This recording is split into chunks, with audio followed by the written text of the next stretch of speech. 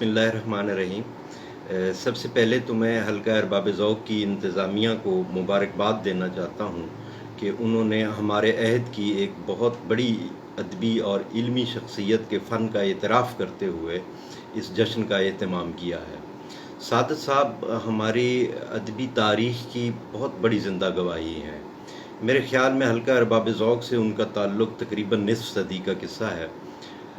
हल्के ही के प्लेटफार्म से एक तहरीक लिसानी तश्कीलात के नाम से शुरू हुई। सादत साहब उसके बुनियाद गुज़ारों में शामिल थे।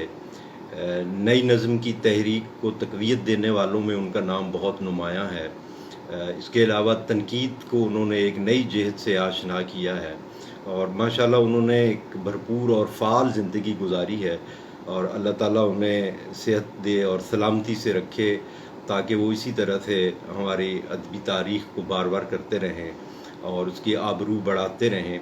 लेकिन इन तमाम हैसियतों से ज़्यादा और इनसे अलग मेरी नज़र में वो एक बहुत बड़े उस्ताद हैं और उनका ताल्लुक़ हमारी असातिज़ा की मादूम होती हुई उस नस्ल से है जो सिर्फ़ अपने तालिब इल्मों को सिलेबस ही नहीं पढ़ाते, उनकी तरबियत भी करते हैं।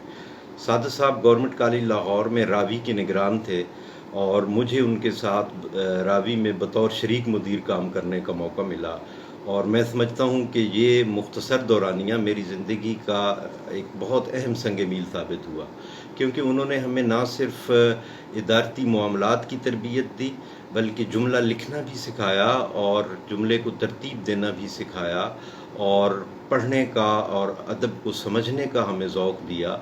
और ना सिर्फ यही बल्कि इसके साथ साथ उन्होंने हमें मुआशरती रवैयों को समझने और मुआशरती रवैयों को बर्दाश्त करने का हौसला भी दिया।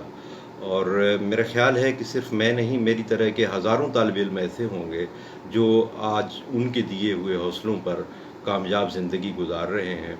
अल्लाह ताला सादत सईद साहब को सलामत रखे। बहुत शुक्रिया।